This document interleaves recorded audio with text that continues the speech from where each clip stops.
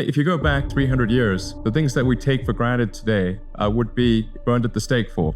Sufficiently advanced technology is indistinguishable from magic. The wake-up call that led to starting Amazon.com was finding that web usage in the spring of 1994 was growing at 2,300% a year. And things just do not grow that fast. I had all the disadvantages necessary for success.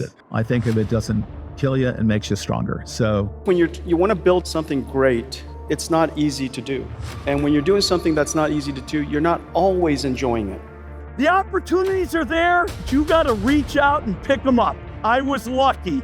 I seized the day. But the luck also comes from so many failures. If I told you all the dumb things that I did. And the successes, they often are chance. I mentioned the Google Brain work, but they were just off in the corner. It's like, okay, fine, just, do your thing. I don't even think it's important that every person go to college at all. It's really who you associate with. You want to associate with people that are good in that. You have to suffer. You have to struggle. You have to endeavor. You have to do those hard things and work through it in order to really appreciate what you've done. And there are no such thing that are great that was easy to do. When I decided to do this, I first talked to my wife, and this was a hard decision, but it was a very clear way for me to think about making that kind of life decision. I worked at a quantitative hedge fund, and I was looking for the right framework in which to make that kind of important decision. And the right framework I found is a regret minimization framework. And that's just a nerdy way of saying that you want to project yourself to age 80 and then think back over your life. And if you're 80, you want to minimize the number of regrets you have throughout that period of time. I think this is something a lot of people do, maybe subconsciously. Very few people probably name it regret minimization framework because most people are healthier than that. I also had sort of a slight existential crisis because I was trying to figure out what does it all mean? Like, what's the purpose of things? And I came to the conclusion that if we can advance the knowledge of the world, if we can do things that expand the scope and scale of consciousness, then we're better able to ask the right questions and become more enlightened. And that's really the only way forward. So I studied physics and business because I figured in order to do a lot of these things, you need to know how the universe works, and you need to know how the economy works. And you also need to be able to bring a lot of people together to work with you to create something, because it's very difficult to do something as an individual if it's a significant technology. So I originally came out to California to try to figure out how to improve the energy density of electric vehicles, basically to try to figure out if there was an advanced capacitor that could serve as an alternative to batteries. But that's also when the internet started to happen. And I thought, well, I can either pursue this technology where success may not be one of the possible outcomes, which is always tricky, or participate in the internet and be part of it. Back when I was in college, our country had just gone to war in Iraq. And the mood on our campus was disbelief. A lot of people felt like we were acting without hearing a lot of important perspectives. And the toll on soldiers and their families and our national psyche was severe, yet most of us felt like we were powerless to do anything about it. And I remember feeling that if more people had a voice to share their experiences, then maybe it could have gone differently. And those early years shaped my belief that giving more people a voice, it gives power to the powerless, and it pushes society to get better over time. Now, your journey here is a testament of your character, determination, willingness to make sacrifices for your dreams. And you should be proud. The ability to make sacrifices, endure pain and suffering. You will need these qualities in life. I don't know what got me to drop out of business school and come to Microsoft. My parents thought I was a whack job. Neither one of them graduated college, and they thought this was really a wild idea. I was lucky. I seized the day. I have to admit that I don't love giving advice, especially to other people's children. And so my advice today will largely be disguised in some stories and some life experiences that I've enjoyed. The wake-up call that led to starting Amazon.com was finding that web usage in the spring of 1994 was growing at 2,300% a year. I mean, it's a very, very unusual growth rate. And so the question was, what kind of business plan would make sense in the context of that growth? And you could tell anecdotally, even though there wasn't good research on this at the time, that the baseline of web usage wasn't trivial. And so something with a non-trivial baseline growing at 2,300% a year, clearly going to be everywhere tomorrow. And I went through a whole bunch of different things, made a list of 20 different products, looking for the first best product to sell online. Came up with books for a bunch of reasons, but primarily because books are very unusual in one respect, and that is that there are more of them than there are products of any other category. So there are literally millions of different books in print at any given time, and computers are good at organizing such large selections of products, and you could build something online that literally couldn't be built any other way. You couldn't have a physical world bookstore or a paper catalog with millions of different books. So that's what led to books. So when I was young, I didn't really know what I was going to do when I got older. People kept asking me, but then eventually I thought that the idea of inventing things would be really cool. The reason I thought that was because I read a quote from Arthur C. Clarke, which said that a sufficiently advanced technology is indistinguishable from magic. And that's really true. If you go back, say, 300 years, the things that we take for granted today would be, you'd be burned at the stake for. Being able to fly, that's crazy. Being able to see over long distances, being able to communicate, having effectively, with the internet, a group mind of sorts, and having access to all the world's information instantly from almost anywhere on the earth. This is stuff that really would be magic, or would be considered magic in times past. In fact, I think it actually goes beyond that, because there are many things that we take for granted today that weren't even imagined in times past. They weren't even in the realm of magic. So it actually goes beyond that. So I thought, well, if I can do some of those things, basically if I can advance technology, then that's like magic, and that would be really cool. Now, back then I was just building an early version of Facebook for my community, but I got a chance to see my values and beliefs play out at a smaller scale. And when students got to express who they were and what mattered to them, they started more student groups, they organized more businesses, and they even challenged some established ways of doing things around campus. And it taught me the lesson that while a lot of the world often focuses on the big events and institutions, the bigger story is that most progress in our lives actually comes from individuals having more of a voice. So since then, I've focused on building services that do two things: give people a voice and bring people together. And these two simple ideas of voice and inclusion go hand in hand. And we've seen this throughout history, even if it doesn't always seem that way today. More people being able to share their experiences and perspectives has always been necessary to build a more inclusive society. And it is our commitment to each other that we hold each other's right to express ourselves and be heard above our own desire to always get our way in every debate. That's how we make progress together. But this view is increasingly being challenged. Now, some people believe that giving more people a voice is driving division rather than bringing people together. More people across the spectrum believe that achieving the political outcomes that they think matter is more important than every person having a voice and being heard. And I think that that's dangerous.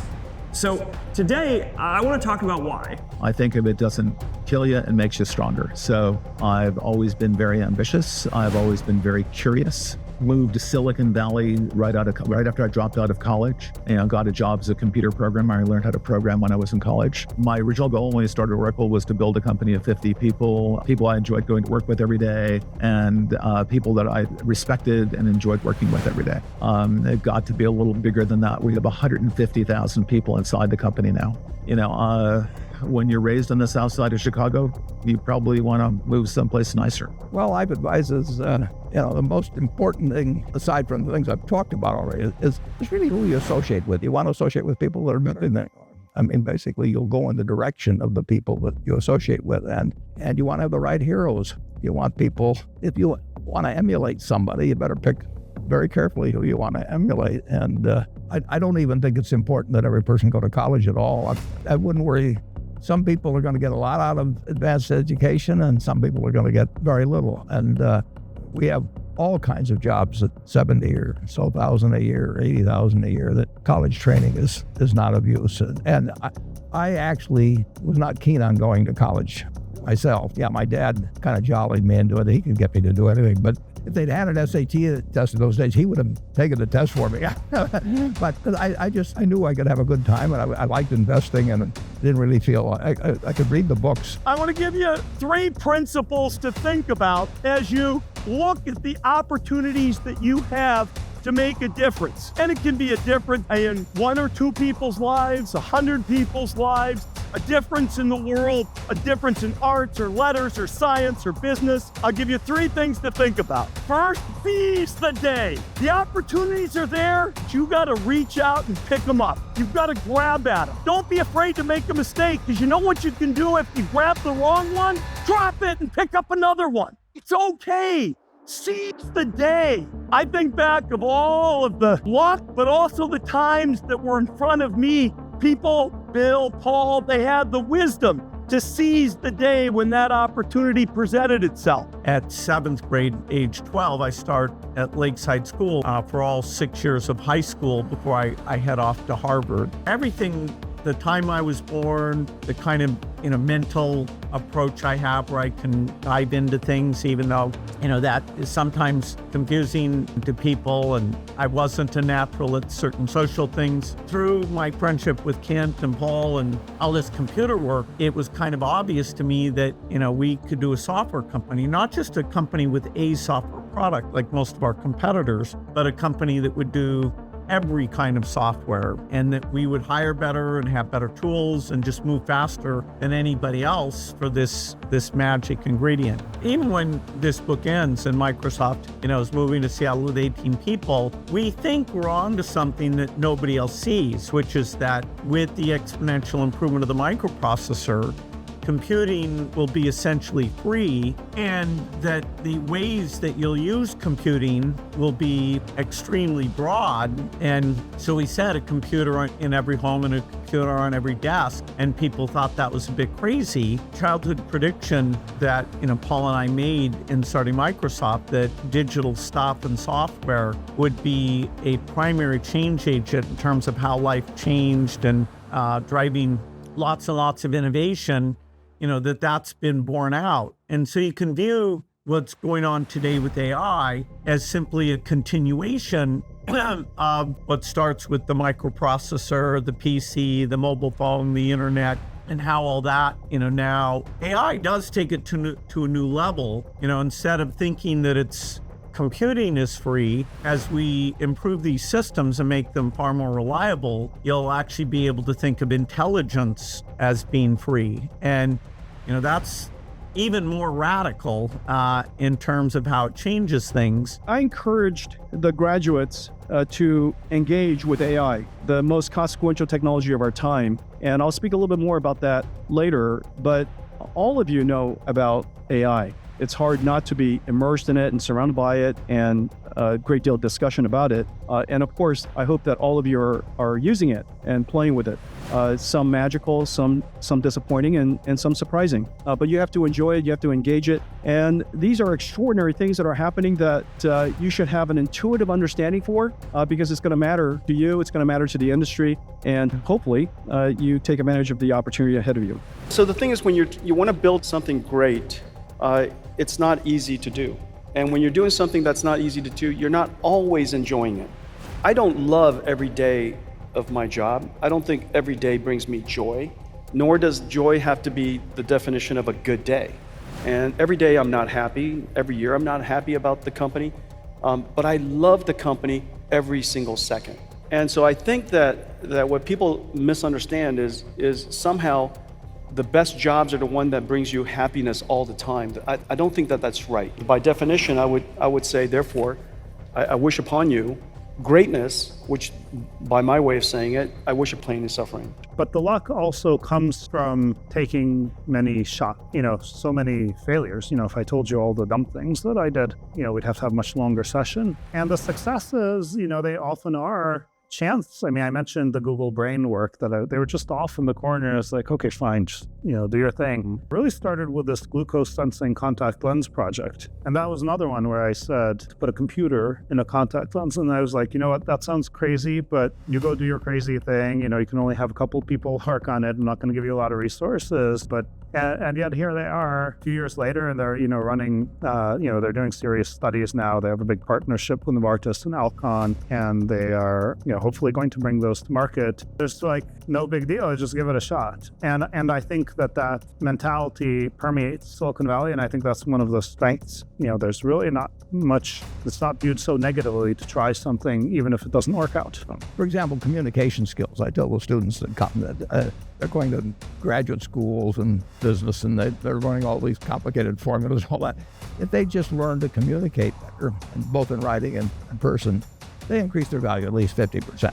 And no matter what line of work you pursue later on, maybe your passion is science or education, or the arts or education, or medicine or healthcare, or business, there is not a single issue that isn't affected by political debates. And there's not a single issue that isn't threatened by the breakdown in our civil discourse. So when government tries to gag scientists and censors our conclusions, watch out and speak up. All of you can help do that, no matter what your politics are. Even if you hate politics, and there's certainly plenty of good reasons to hate politics these days, you will have to engage in political dialogue, if only to survive Thanksgiving dinner with your crazy uncle. And you will have to judge the arguments made by candidates if you are going to vote intelligently. The question I hope you will ask yourself, on what basis will you make those judgments? Fortunately, a recent study found that the smartest and most knowledgeable voters can actually be the worst judges. And the reason is they are most likely to make judgments based on which party is making the argument rather than on the argument itself. Too many politicians aren't interested in hard science. They're only interested in political science and winning the next election. So they ignore the data. They try to cut funding for climate research because they know it will undermine their political argument. Sometimes they even try to block public employees from uttering the words climate change. You can't make this stuff up. You just have to wonder, what are they trying to hide? And the only conclusion I've drawn is that they're either hiding their own ignorance or their own bad faith. I can hardly imagine anyone more prepared for the future than you. You dedicated yourself, you worked hard, you earned a world-class education from one of the most prestigious schools in the world. And as you commence into the next stage, take my learnings and hopefully they'll help you along the way. I hope you believe in something unconventional, something unexplored. I think young people, in some ways, their life is much easier than, sort of my life might have been. But there's also a global stage that makes it hard, actually, because when I was in school and I was on the math team or whatever, I was just compared to other kids in the school. And I find younger folks today their measures of themselves are always, especially, the ambitious ones, are on this global stage. It said like, well, I have to be, number one in the world at this or that. And I'm like, that's a really tall order. And I think it can be discouraging in a way, because if, those folks say, well, I'm number 1,000 in the world at this game, which, in my world would have been an enormous achievement, because that means like you were definitely the best in like your city and your state and whatnot. But it's hard. And I think, there's a little bit of discouragement. So, I would encourage young folks to, take chances and pursue their dreams. I think you should have fun and not be so weighed down by the weight of expectations that I think sort of this global network, unfortunately, one of the downsides, I think it creates that way. I really believe that people need to have more than one thing in their life. I feel fortunate. I have a life partner, I have kids, I have a family. And you need to seize those opportunities in addition to the ones that you will find in front of you absolutely professionally. Over the next generation, will lead a new wave of innovation. Which problems will you decide to solve? If your world is wide, you can create the future we all want. If your world is narrow, you may create the future the pessimists fear. I started learning in Soweto that if we're going to make our optimism matter to everyone and empower people everywhere, we have to see the lives of those most in need. If we have optimism without empathy, then it doesn't matter how much we master the secrets of science. We're not really solving problems, we're just working on puzzles. I think most of you have a broader worldview than I had at your age. You can do better at this than I did. If you put your hearts and minds to it, you can surprise the pessimists. We're eager to see it. And my generation will be able to say, as we pass the leadership torch to yours, the same words that Washington spoke with his last breath, "'Tis well." So tonight, have one last drink, maybe a tease, dance to your own beat, and tomorrow get to work. The world needs you more than ever. The future depends on all of us. And whether you like Facebook or not, I think we need to recognize what is at stake and come together to stand for voice and free expression at this critical moment. I believe in giving people a voice because at the end of the day, I believe in people. And as long as enough of us keep fighting for this, I believe that more people's voices will eventually help us work through these issues together and write a new chapter in our history where from all of our individual voices and perspectives, we can bring the world closer together. Thank you.